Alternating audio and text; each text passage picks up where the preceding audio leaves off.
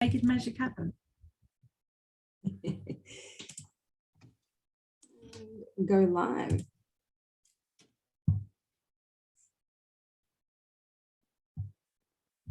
Thinking about it. Alrighty.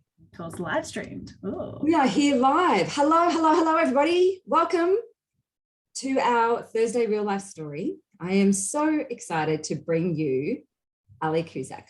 And I haven't actually done our real life stories. I used to do them every single month for ages. And then, so much was happening for everybody that we kind of just dropped off by the wayside, really. But I know how important these stories are because it allows us to really understand that we're all on some kind of journey, that none of us are really different to anybody else, and that we just behave differently, we think differently, we do stuff. And by getting inspiration from others who are doing their own thing, who are out on their own journey, we are able to improve our own confidence and have that little bit of self-belief in ourselves to take that next step, to do something that we might have been putting off. So that's the purpose of these stories. So normally at this time of the day, we only come on training for about 20 minutes. Today, we're actually going to talk a little bit longer, maybe about half an hour, 45 minutes max if you've got a whole stack of questions. So let me know if you're watching this live,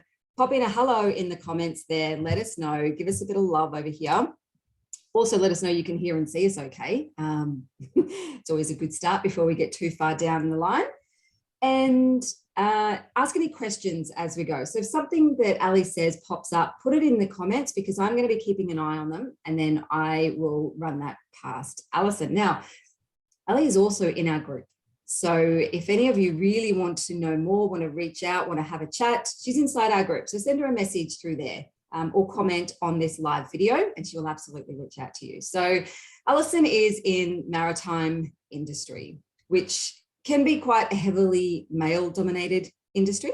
But you know what, there are so many different pathways to go through that. And I know quite a few different women inside this industry doing many different things. So I actually want to hand straight over to you, Ali, to tell us a little bit about how you got involved here in this industry. What are some of the things you've done before? Because I know right now you have your own law firm. So how did we get to this point here? Share us a little bit, share with us that story of you. Absolutely. Well, hi, everyone. Normally, I'm hosting webinars through WISTA, which is the Women's International Shipping and Trading Association, where I'm the national president. So this is pretty interesting to me on the other side. I can't see any of the behind the scenes. So as Emma said, I run my own law firm, Cusack & Co. I have for 3.5 years, and it's been a lot of fun. Like when I remember to have fun, it's a lot of fun. And how I got into shipping, and it's super niche. And what I say to everyone is, you pretty much fall into shipping. Most people do not go, oh yeah, supply and logistics, I want to be there. They're like, oh, what's this? I like it. And I always say there's two types of people in the shipping industry, those who love it and those who should probably leave. Because once you're in, you're a diehard fanatic, you're a nerd for all things. So how I got into it was I was doing business law, and I was actually going to just do business and have the law to kind of pump up because I went to Victoria University and it's not really seen as high as Melbourne or Monash. And I thought, oh, I love to read. I'll just whack in the law as well, but I don't want to actually practice law. Went to my first law subject because I'd actually transferred from engineering. So I did electrical engineering at Melbourne Uni, was going horribly with that, and then transferred into business law at Vic Uni. Very, very crazy, I know. And the first class of law school was contracts. And I was like, boom, there are 5 elements to a contract. Here they all are. And I was like, that's like, I can use that right now. I can walk out the door and use that. That's so cool. And I was like, okay, contracts, law, it really appeals to my maths brain. All right, this is fun. And then being a sort of A-type personality and wanting to do all the extracurriculars, because you do all the extracurriculars to get a law firm job, which I wanted to do. You do everything. So the recruiters called us moot junkies because moot is fake law court, and there's different competitions. There's like state, national, international. And I missed out on the big premier one that you go to Vienna for, crushed. And they're like, oh, here's this one that's maritime. And I was like, what do you mean maritime? I don't understand what that is. It's like, oh, it's the big ships. And I was like, okay. Came across it, had to self-learn because we didn't study it. And I was like, this is so cool. You're saying that like all these ethereal concepts of law, like, companies, they're an ethereal, IP, even money, really. Money's kind of only works because we have laws to back it up. And I'm like, but you're saying there's something that's like super physical, and a ship runs into a wharf and all the containers spill over and you can see it and you're like, that's the damage. I'm like, oh, I like this. And also pirates, like, let's be honest, which are a real thing. I really shouldn't joke about them. They're a real thing and they're a real problem, but and so I was hooked. I was instantly hooked, and I'm like, I'm going to be a maritime lawyer. And then at Vic Uni, when you do law, to get honors, you do a dissertation, and you can choose anything, which sounds great until you're like, but I can choose anything. Mm-hmm. And so I said, how the hell do you choose anything? And they said, I'll do something you've already done a lot of research on. And there's a super niche concept of maritime law called general average, which is like super old school. Not many people know about it, but it really appealed to me because it was everyone mucks in for the loss. If there's loss on a journey, basically everyone tips in. I was like, I'm going to write my dissertation on that. And so I met all of the maritime lawyers in Australia because I was this little nerd going, hi, I'm at law school and I'm doing a thing on general average. And they're all like, general average, we don't even do that. Like, super nerd, can we read your thesis though after? Because we want to know what you found out. And even to this day, everyone introduces me as the general average nerd of Australia. Like, that's just kind of my reputation. But so I met everyone, and everyone said, Alison, there's no jobs in shipping. They're all going to Singapore. There's no legal jobs in shipping. Don't get too niche. And I was like, but no, but I want it. And then, of course, I graduated during the GFC. And they'd also changed the rules around hiring law grads, and they'd called it, instead of articles, it was like a traineeship. I can't even remember now. But so all the firms were like, no money, new rules, no positions.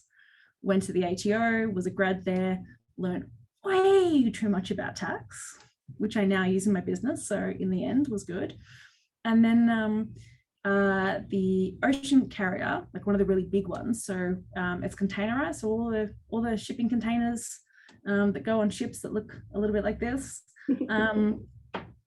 Yeah, he contacted me and said, Alison, are you still interested in maritime law? And I was like, yes, I am, because I'd finished the grad program and I was staring down the barrel of auditing tax agents. Yay. As someone who hadn't studied accounting, was not that interested in working on the other side of town, auditing tax agents, feeling like a fool. And so I was like, yeah, I'm in. So I spent 6 years there, and I just threw myself in. I was so determined to prove myself. I made friends with every department. So they had 300 people roughly in the head office down here in Melbourne.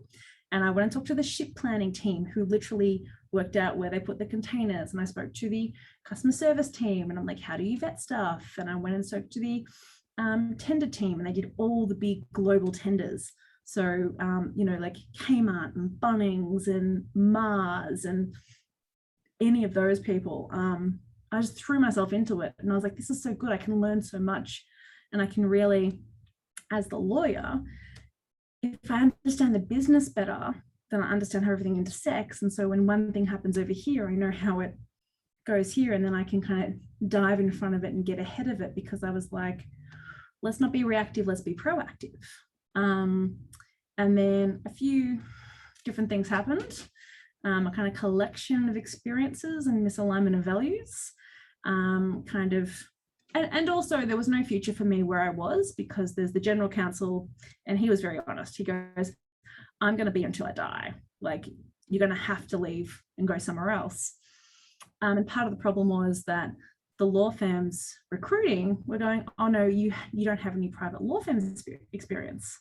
And I was like, but I have like industry, coalface, contacts, I was so like, why don't you? And I was like, this is such crap. I would hire me. And then I was like, I will hire me. I'll start a law firm. I was like, how hard can it be? How hard can it be to start a law firm? It can't be that hard. Like, I'm a lawyer, just fill out some forms, away you go. And yeah, it took a couple of days, and I just started a law firm. And then the week after I started, I went to a global conference with freight forwarders and shippers, because it moves around the country. This is obviously pre-COVID. And they're like, oh, what do you do? And I had, you know how they've moved to those gigantic lanyards? Yeah. When you go to conferences. And I was like, oh yeah, I started a law firm last week. And they were like, you were way too nonchalant about that. They were like, you, and I was like, what? It's not hard. So I just was so determined to not have to do the crap parts, because I'd never worked in a law firm. The first time I worked in a law firm was my own, which is just pretty kind of weird. But I was like, I don't want to do 6-minute billing. I'm doing fixed price. And everyone's like, but what if you get it wrong? And I'm like, well, that's on me if I scope wrong. And I just would go to things and I'm like, all right, let's do the deal. I'm like, I don't have to go confer with anyone else on the price. Let's shake hands right now. And they're like, oh, that's not how lawyers work. And I'm like, well, I can't be bothered. I can't be bothered with the billing. Like, just pick a figure and let's go. Yeah. So yeah, and I just do, like, I'm on Instagram and I pump out lots of content on LinkedIn because I'm like, there you go. So yeah, and all of my things are pun based. I'm doing a new service just in time for Christmas, because a lot of people are, digital marketing, are doing their boil our products for Christmas, but with all the shipping delays, can you actually get the products out to your customers? And I called it the Ever Grinch, based on the Ever Given that got stuck in the Suez Canal. And I was like, no big real law firm would let me. Would let you do. Yeah. So yeah, so how many years ago was that? So 3.5 is when I started my law firm. So yeah, 3.5, half of it's been during COVID in Melbourne lockdown. Yeah. Plenty of time to come up with some of those puns. Oh, 100%. No, it's just basically, if I can't make it a pun, I don't want to have it as a service. Nice. So yeah, I kind of smashed through all that. Sorry if it was a bit fast. No, that was good. It gives us great grounding, great background for the next lot of questions, which is around leadership. We're a women's leadership group, and you mentioned before, president of WISTA. You also sit on some councils and committees and things like that. Tell me about your desire for that leadership. What is it that you want, or why would you step into those leadership type of roles? I've always been a natural herder of cats / people. I'm always the person who's at the function that's like, right, let's get the photos done, and like, come on, let's get going. And, I'll move people from location to location. And I sort of, I guess, just have that desire to be like, come on, let's get moving. So in terms of like taking on that role, I sort of always naturally did that. I'm also not afraid of public speaking. So I think that just kind of helps. But then it was a moment, I think it was a year or two, probably 2 or 3 into my time as my in-house lawyer, that I recognized the privilege that I held in the position that I held. Because in my old work, a lot of people would like move departments. So no one ever really spoke out about anything because they might be your future boss. And I realized I report to the general counsel and he reports to the CEO. And I was never going to move departments. So I had this moment of realization. I'm like, I have a lot of privilege. I can call things out and people aren't going to really say anything to me, or they're not going to say it to my boss, because if they've done the wrong thing, the last person they're going to tell is the head lawyer for a multinational company that they've said something inappropriate or made an inappropriate joke or whatever. And I suddenly realized I have a lot of privilege, and with privilege comes power. So then I started calling things out. And there was a little bit of resistance, right? Like, oh, what do you mean? Oh, what do you mean? Are you going to go to HR? And I said, yes, consider this your first warning. And then I just walked off, and they went, no. And I was like, it's your decision how we move forward.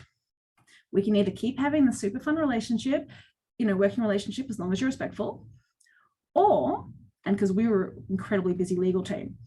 And so I was like, or we can make sure that all future conversations you have with me, we have in front of my boss. And you know how busy he is. So have fun booking in an appointment, but it's your decision how we move forward. And then I trained the kind of the fun people who sort of blurred the lines the most. I was like, hey, 9 to 5, I'm the lawyer.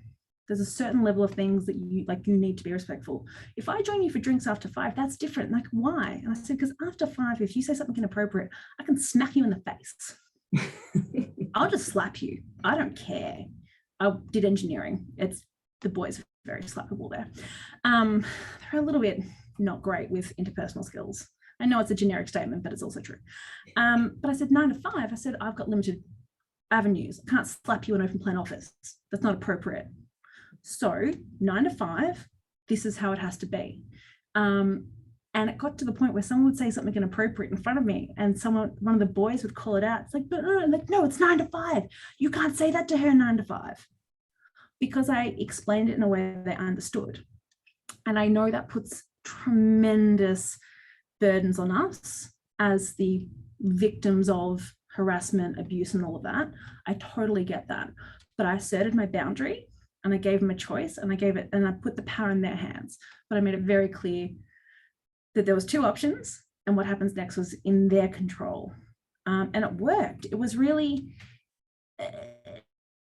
once I understood that I had the power, and then when I knew that I was leaving, because I gave a couple of months notice, I started revving up all the female co-op students. So they do like a year between 2nd and 3rd year, sort of business or finance or whatever. And I was like, if anyone says anything inappropriate to you, just hit them right back with it and call them on it. And they said, oh, but what if they take me to HR? And I said, well, great. We'll tell them the whole conversation. It'll be amazing. Let's go. Like, understand the power. And I understand there's privilege with this. I understand that there's incredibly toxic workplaces and people have mortgages and school fees. And I completely understand all that. And I'm not saying everyone has the privilege in the moment, but I've never once come up against calling it out that they haven't backed down. And once I realized I had that privilege, I was like, well, it's my duty to use this for everyone else who can't. Not everyone else has the voice or the privilege. So I have the privilege. So I'm going to absolutely run with it. And that was one of the biggest things about starting my own business. I'm really candid with my clients. They know exactly where I fall in my values. And I make sure all my clients are value aligned so that I always want to pick up the phone. And I'll tell them about the stuff I get up to. And like, oh my God, that's great. Like, I'll be like, oh, I'm stashing with the MUA, the Maritime Union of Australia. I'm like, oh my God, you can't do that. And I'm like, but I did. And like, no, it's great, because we have chats. And so there's no boss that they can pull a lever on. My clients, if they went up to my clients and like, oh, do you know what your lawyer's doing? They'll be like, yeah, no, I know. It's pretty fun, right? I don't have any man they can run to go tattle on me. And that's amazing privilege. So I use it. I just go really hard at things. So how do you take that kind of attitude and that mindset then into situations like being, president of WISTA, that's across Australia, right? So that's that voice piece that you say that you're standing up for those who feel that they're unable to right now, or they're not in that position to speak up. How does that translate then into actions that you've taken since you've been there? Yeah, so it's a couple of things. One is me empowering not only the committee to step up as much as they want to, and giving them that space and that confidence that they can do this, and that I'll back them, but also being someone that the members can call. And I've had lots of members call and go, this has happened, or I can't do this. And I've said on numerous times, I'm like, I'll call your boss. Give me their name and number. I will call them. And I'll have a stern conversation about how inappropriate that is. Because I just don't care for bullies. I don't care for bullies. But what I also make sure is that I say all the time, well, not all the time, but as much as I can, I have my own perspective. I have my experiences. I am a lawyer. I am, cisgender female. I am not part of the LGBTQ+. I don't have those experiences, right? But some of my members do. And I say to them, I aim to be the sum of those perspectives when I speak up, not just my perspective. And I try as much as possible. And I know that I struggle with it and I don't get it perfect, and no one's a perfect advocate, but try to be as inclusive as possible and gain that confidence to get those perspectives so I can put it forward. So for instance, as part of WISTA, I sit on the Australian Maritime Safety Authority, AMSA, which is the shipping enforcement agency, federal enforcement agency, shipping consultative forum. There's 10 members, WISTA is one. And I use some of those examples when I talk to all the people that are in the room and say, these are the experiences my members are facing. what are you doing about it? Because now you know. How are you fixing that?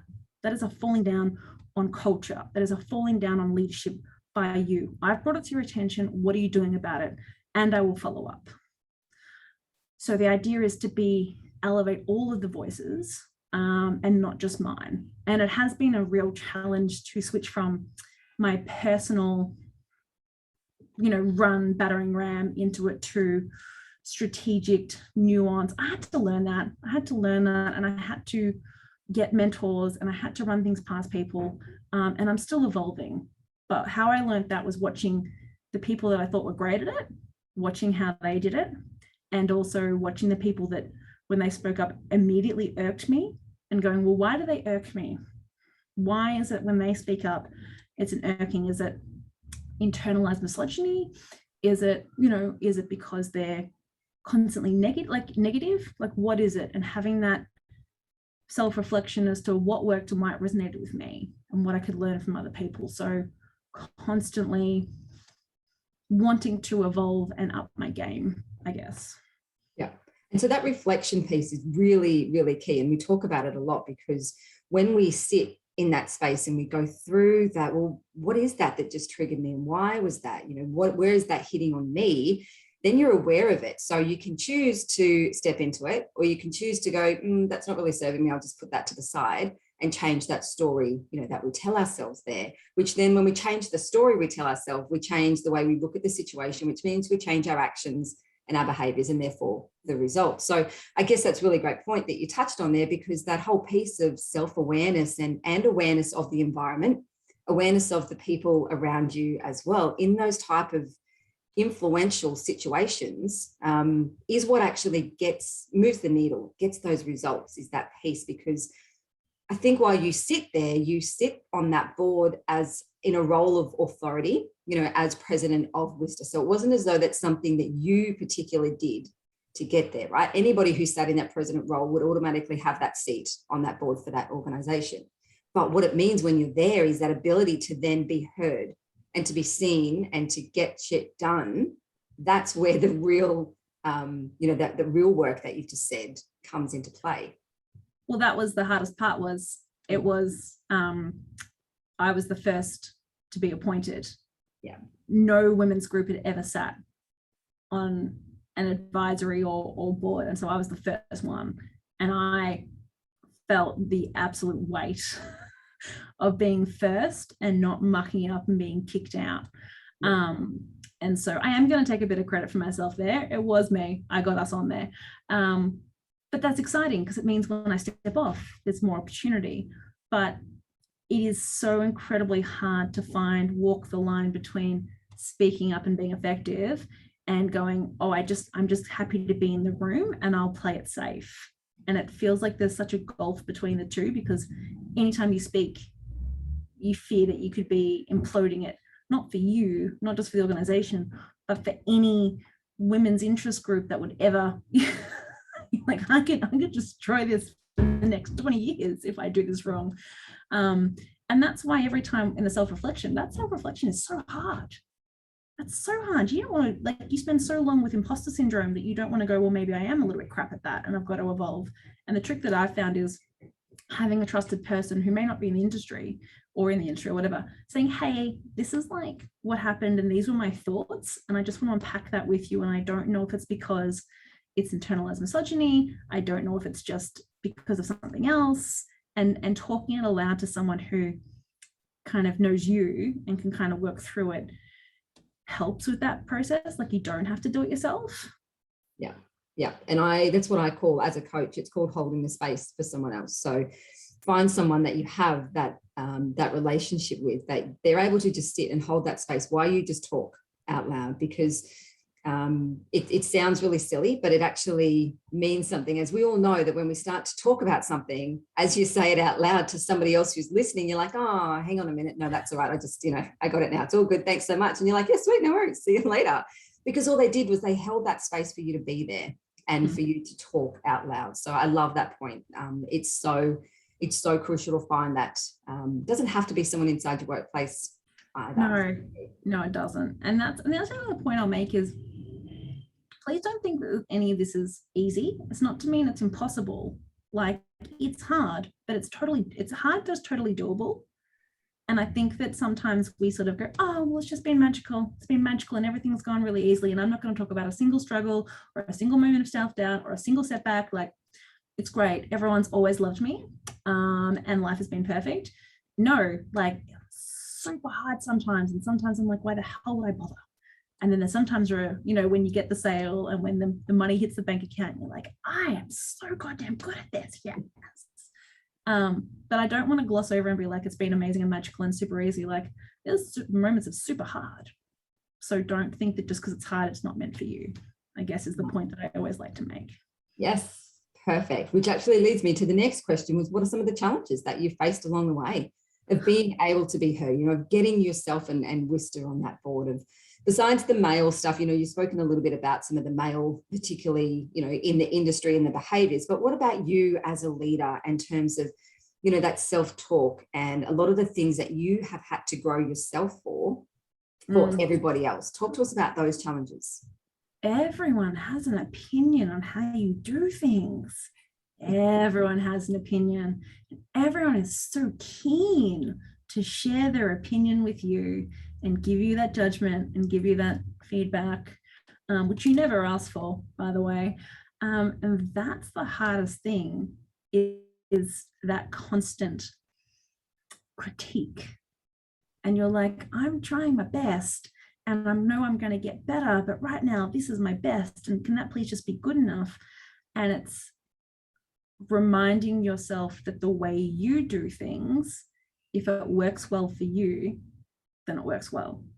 Because everyone's like, oh, but you're not like insert person here or insert person here, and you're not doing it exactly like them. So therefore, you know what I mean? There's that inherent implied, well, you could be doing better, right? And this is the quote that I love that I found from Brene Brown, but is the man in the arena. I don't know, it was one of the US presidents. I should probably know this. But the two things that I always come back to center myself when I'm trying to remind myself that I know what I'm doing and I know the way it works best for me to advocate and influence and articulate issues. One, the man in the arena. So if you're in the arena, blood, sweat, tears, don't take criticism from someone who's sitting in the seats, just watching. Because, you know, anyone who's in the arena with you never criticizes you. They're always ever looking to help you. And I've found that to be true time and time and time again. My criticisms never come from anyone that's doing the same advocacy work as me. And the other one is, don't take criticism from someone you wouldn't go to for advice. Nice. And they always help me remember, what am I listening to? Because I found that I take every input at the same volume. So whether it's my thoughts, my anxiety, people I respect and admire, randos who I meet for 2 seconds at an industry event who would really love to just criticize about the crap job I'm doing as Worcester president when they don't actually know what Worcester does. And that's happened more than once, I will say. And I'm like, smile. You are representing a brand. You can't get in fisticuffs and functions, apparently. And then what I learned to do was turn down the volume. So just imagine like a mixing sound desk.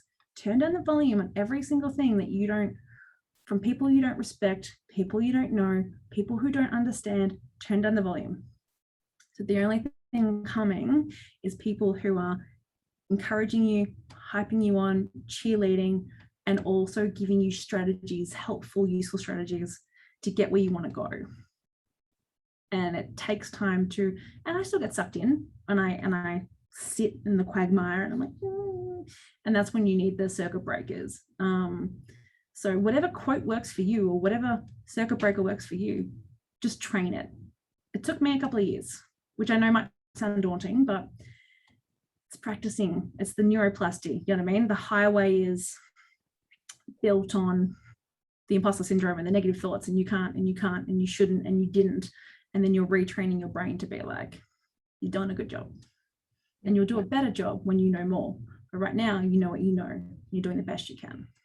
Yeah, I love it. It's great. It's what we call, changing the story that you're choosing to listen to and choosing to tell yourself. So now I have a question for people who are looking to try and develop influence with people inside their workplace. So they might be wanting to step up into a management role. They haven't really done it before. What would be one of the first couple of things that you would tell them if you were sitting down with them and they said to you, look, I want a management role. Nobody really notices me. I'm pretty good at my job, but how do I get them to see me differently? What would you say to them? First thing I'd ask is, why do you want the management role? Mm-hmm. Because what are you hoping that's going to give you to fill the void of what you don't have? Because you might get that management role and then be like, oh, hasn't met the need because I didn't name the need. Because if you're looking for more influence or power or whatever, depending on how you're viewed, and might seem pretty negative, depending on how you view the organization, you might always be pinned to that viewpoint. So I started as like essentially fresh out of uni in their minds, and I never progressed in a lot of people's minds than the junior lawyer who had started. Someone said to me, oh, well, that's what we get. You've only been here 2 years. Like, I've been here 6. And I've led multi-million-dollar deals. I'm just saying that some places, and I've heard it a lot from other people, like, oh, but I've been here since I was fresh out of high school, and they always just see me as fresh out of high school. They may never see you as that. Don't pour it into an empty cup. Cut your losses.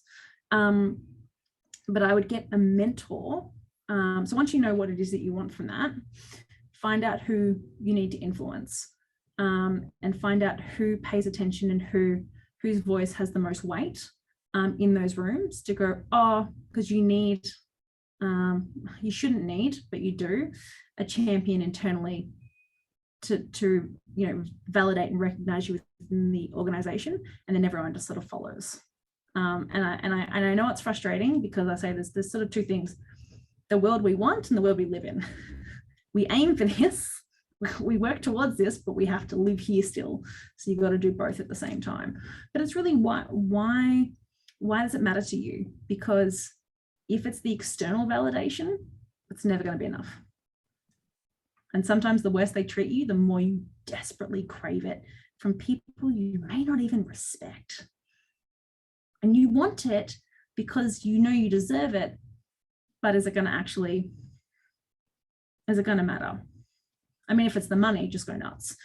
But I think it's understanding that, and then you start to really get that clarity.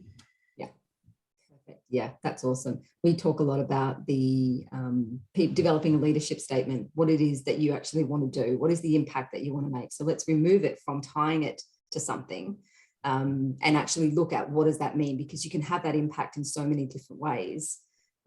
So I love that you actually just said that, because it's just pure gold, really. It's about what exactly is it that you want. What are you trying to achieve? Yeah. Because you may go, oh, I really want to get this management position because then I'll be able to do X, Y, and Z. But will the company let you, even if you're in that role? And then you're pushing this idea. Whereas if you went to a different company, potentially like, yes, go do. And you're like, oh, okay. This is, if you're not, what is the whole quote? If you're not, if the flower's not blooming, you don't fix the flower, you fix the environment. It's, if you can't win where you are, that's not on you. That's not on you. It's the environment. Don't waste years trying to fix it. Learn from me.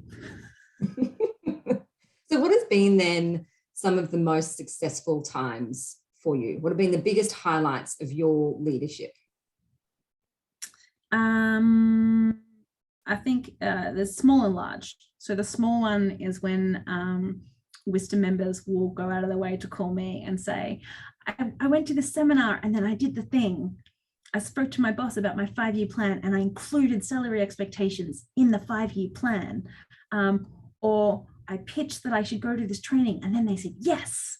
And it's like, yeah, because for them, that's ginormous, right? And it's always respecting how big it is for someone else. And the fact that they want to tell me is just like, it's really lovely. And I love getting those calls. And then on the large scale, probably like in the capacity of Wister, maybe went a little bit hard after the Maritime Union of Australia and the Royal Australian Navy. I don't know if you remember the little twerking video with the ship and the launch party. Went a bit hard at them at a meeting. And then the next day they said, oh, cool, our Deputy Chief of Staff would like to talk to you. And I was like, oh my God, I'm gonna get murdered by the Australian Navy. I'm gonna get disappeared. Anyway, I don't know, you just start. People say a lot of things in shipping, and sometimes your brain just jumps to the weirdest conclusions. They're not doing that. And then I had a 1 hour meeting with the Deputy Chief of the Royal Australian Navy, who was like, we need you to come speak to our deployed service members. When the borders open, we're putting you on a ship and we're going to address the entire ship. And I said, you haven't seen me speak. So I feel like you should hear me speak at one of these things before you greenlight that. And he was like, no, I think it'll be fine. Look at you go, hey? And I was like, this is going to be amazing and terrifying at the same time. But, you know, just having someone who goes in that senior leadership position going, we needed to hear this. We want to work with you. And and sometimes it's that simple. Yeah. And the fact is, by you having that courage to speak up, like, because you could have stayed silent, you could have let somebody else fight that fight. But that's where that leadership piece really comes to play, because you're like, no, this is me. This is the responsibility I took on as leading this whole entire group of women. I need to step up and I need to have that courage to be able to do this and call that out. And that, you know, that's the results from it. And I think so many times we stop and we think, who am I to do that? Someone else can do that. Or, you know, that's not my place to say something there. And I think what you've shown us throughout this real life story, which is exactly what it is that if not you, then who? Who else would do it, right? Why would you not do it when you have something just as important to say as everybody else? So I think that's pretty much what I've wrapped up out of this entire conversation. You know, the context, the industry, the environment, all of that changes from person to person. But the one thing that we don't change when we step into this leadership, which is an absolute responsibility, it's a privilege, like you've said, is that we then have this duty to do it. And that is what pushes us and what helps us to grow. The growth doesn't come before that. It doesn't make it easier, right? You have to push through those hard times to get that growth. Yeah, I am a very different president than when I took on the mantle 3 years ago. I'm a very different president. And that's why I always say to people, you don't have to be ready, you just have to have the right attitude and you have to be willing. And the rest will come. The rest will come. So I'm a big believer of people putting themselves in situations that require a leadership of some particular type. Would you say that would help them to grow as well? Would you tell them to maybe think about something else first? Like, what we want to do is people to take that first step, want to believe in themselves that they can take that first step. What is something that you would tell them? I would say, and I've said this before on other forums, is that you don't have to have the title to be a leader. Yeah. Right? You can be a leader in a moment. In the moment where there's something going around and you could go, it is easier and more comfortable now to stay silent, even though later you'll kick yourself for staying silent. Or in that moment, you can step up and lead with your values. And in that moment, you can be a leader. And it's irrelevant of your job title. And so practice those little moments, because alignment with your values doesn't happen when it's easy. It only really happens when it's hard.